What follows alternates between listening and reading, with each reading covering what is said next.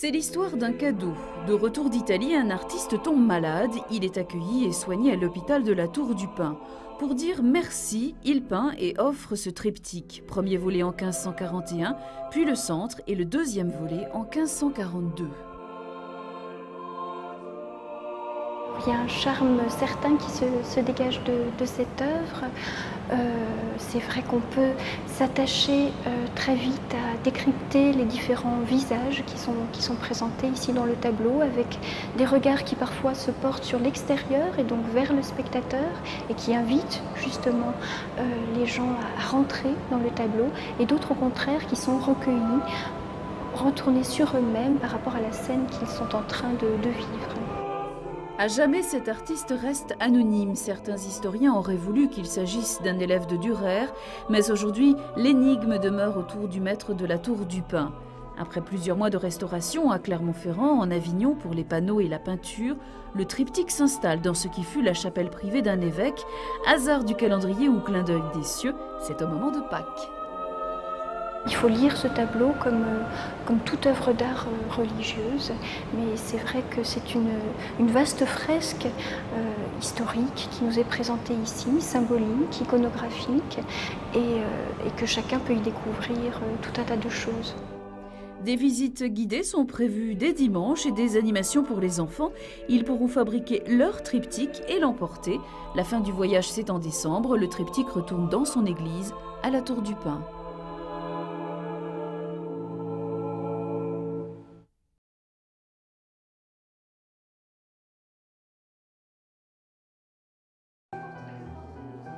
Marie, Angèle, Louis, enfants, adolescents, adultes, François Guiguet n'a cessé au fil des années de puiser son inspiration auprès de ses neveux, de ses proches. Portraitiste de commande à Montmartre, ce peintre et dessinateur isérois a produit la part la plus intime et la plus aboutie de son œuvre dans sa maison familiale de Corbelin, dans le nord du département. C'est un dessinateur de l'âme, et c'est un dessinateur toujours un peu mélancolique, comme s'il était à la recherche peut-être d'un bonheur qui lui échappe. À la tête de 4000 œuvres de l'artiste, la petite commune de Corbelin, près de Morestel, a créé, il y a 15 ans, son musée, François Guiguet. Le musée de l'ancien évêché à Grenoble présente une partie de la collection du musée de Corbelin jusqu'à fin janvier.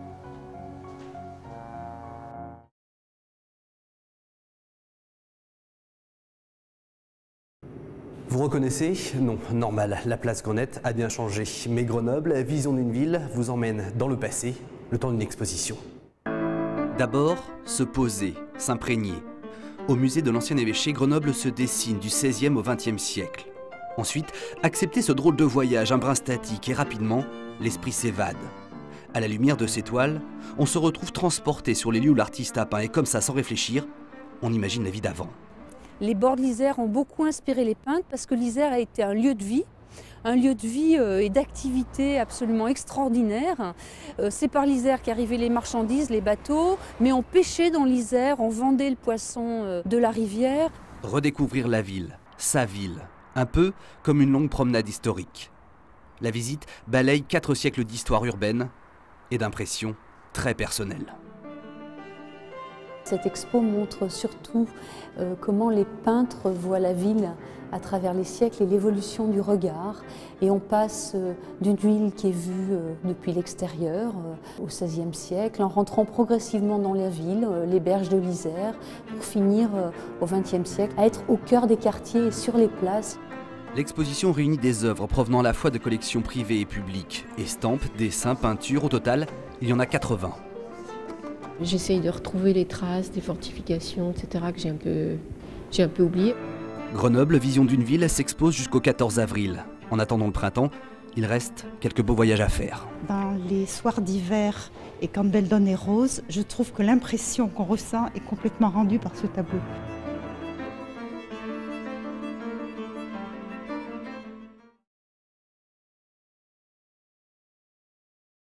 L'Isère et Grenoble, vus par les pionniers de la photographie. Présenté au musée de l'ancien évêché, l'expo Couleur sépia nous offre une étonnante plongée dans le passé. Petit retour en arrière, 1839, Niepce et Daguerre inventent un procédé technique qui permet de fixer durablement une image du réel sur un support. La photographie est née. Dès lors, amateurs et professionnels issus de la bourgeoisie se lancent dans cet art tout neuf. Comme à Paris ou Lyon, Grenoble voit fleurir des ateliers photographiques. Deux spécialités, les portraits et les sites touristiques. Les premiers clichés dont on dispose à Grenoble sont des portraits sur daguerréotypes et qui datent des années 1840-1850, cette première décennie. L'essentiel des images, quand même, intéresse ce travail des professionnels isérois et notamment des professionnels grenoblois qui se déploient en Isère pour faire des photos de paysages au service de leur clientèle. Sujets les plus prisés des chambres noires, les châteaux, les stations thermales et bien sûr la montagne. Mais le domaine de prédilection des photographes de l'époque reste encore le portrait. Avant, c'est la technique de la photographie, on était obligé de se faire peindre, donc ça coûtait très cher, beaucoup d'heures de pause. Tandis qu'avec la photographie, c'est quelque part instantané. Évidemment, il y a un temps de pause de 20 secondes, mais par rapport au nombre d'heures de pause à l'époque, et puis c'est beaucoup moins cher que faire intervenir un peintre pour faire son portrait. Grâce à des petites visionneuses, le visiteur peut aussi découvrir l'ancêtre des images en 3D, les vues stéréoscopiques. Fascinant voyage dans le temps, l'exposition Couleur Sépia se découvre au musée de l'ancien évêché de Grenoble jusqu'en mars prochain.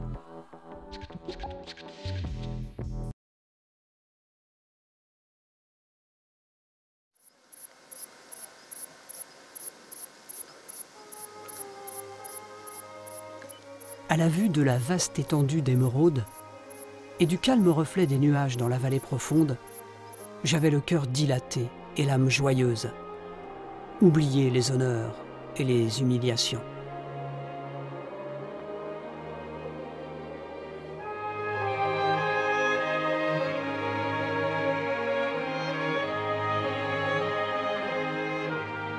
Comment peindre les rochers? Il y a le trait feuille de lotus, pli de ruban, dents de cheval ou taillé à la hache. Chacun correspond à une variété de rochers.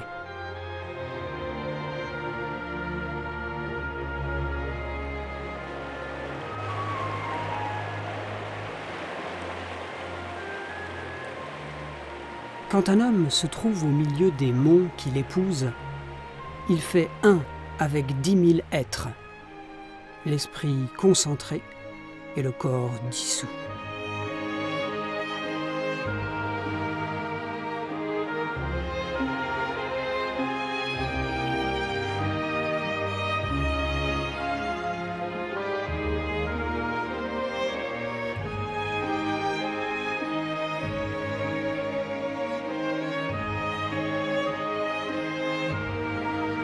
Les branches doivent être peintes d'un trait, comme si le pinceau devait résister à l'attaque d'un adversaire.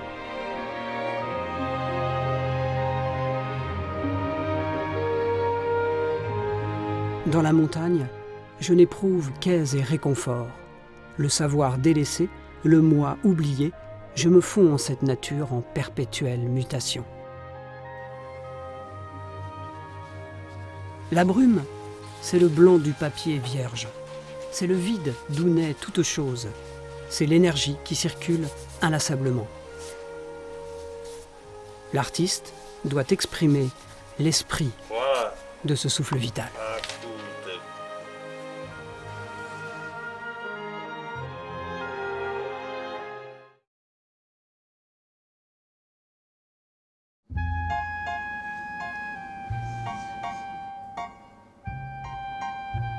Finalement, les souvenirs qu'on avait avec Annette, ma sœur, c'était qu'il avait effectivement tout le temps son appareil de photo à la main, mais il avait tout le temps son appareil de photo à la main.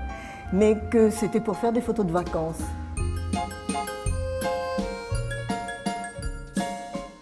Or, en allant faire cette recherche dans les archives, on s'est aperçu qu'il travaillait de façon professionnelle en vacances, qu'il faisait de l'illustration, que même nos photos de vacances étaient réfléchies. Ce douaneau-là est moins connu, mais son regard reste le même. Piétons inconnus dans Paris ou hommes de la montagne, soumis aux difficiles conditions de vie, ils sont les acteurs involontaires d'une histoire qui se déroule sur plus de 60 ans. Celle d'un homme et du monde qui l'entoure, celle d'un artiste patient, d'un ethnographe qui aurait oublié d'être objectif. C'est toujours le même photographe qui prend toujours le temps de sa photographie, toujours le temps de réfléchir à son décor, à la mise en scène des images, à la composition des images, et puis toujours un immense respect pour ses modèles. C'est un photographe humaniste, donc l'humain est toujours au centre de ses photos. Le travail de Douaneau, égrené ici en quelques salles, marque bien les facettes différentes d'un artiste qui aimait aussi le grain de folie. En témoignent ces clichés où l'ami intime, le musicien Maurice Baquet, se prête au jeu dans une mise en décor surréaliste. C'est la première fois que ces 120 photos sont ainsi rassemblées, une vision inédite d'un photographe dont on fête cette année le centenaire de la naissance.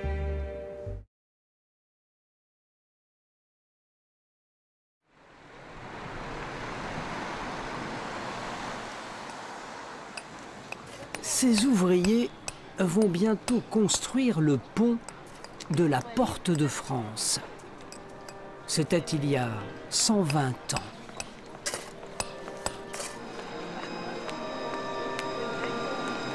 Le temps du grand-père de votre grand-père, causant à 2 pas de la place Grenette.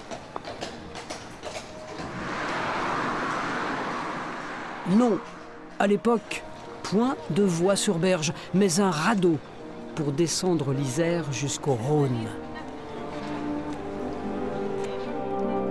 C'est lui qui a pris ces photos. Joseph Aprin, fils d'un notable de Paladru, greffier qui épouse la fille d'un pharmacien grenoblois et lui fait 2 enfants. Son hobby, la photographie. C'était une activité classique de la bourgeoisie de l'époque, enfin classique mais en même temps naissante. Et comme on le disait, les myopes, alors il n'était peut-être pas prédestiné, il atteint une forte myopie le pauvre, il n'était peut-être pas prédestiné à être photographe, mais il va s'y mettre passionnément. Avec ses amis de la SDAP, la Société dauphinoise des amateurs photographes, Joseph Aprin parcourt les campagnes, appareil sous le bras. L'appareil photo est posé là, sur le chemin, et il y a une paysanne qui arrive. Et la différence avec les autres photographes de la SDAP, les autres photographes de son époque, lui, il tourne l'appareil photo et il photographie la petite dame qui arrive.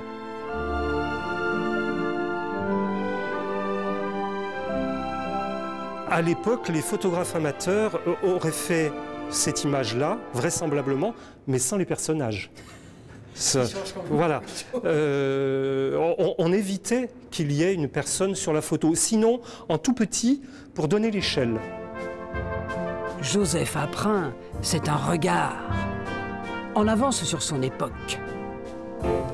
Avec lui, la photographie n'est déjà plus de la peinture. On est dans la photo instantanée, déjà, dans le reportage, sauf que Joseph Aprin n'était pas journaliste, il n'était pas reporter, il a fait ça pour son plaisir, pour sa curiosité. Sans Jean-Louis, le collectionneur qui a découvert ces plaques de verre presque par hasard, sans Vincent, l'historien qui les a identifiées, ce trésor aurait sans doute à jamais disparu. Grâce à eux, et au musée de l'ancien évêché, vous aussi pouvez désormais remonter le temps en déambulant au gré des rues et des chemins, immortalisés par Joseph Aprin.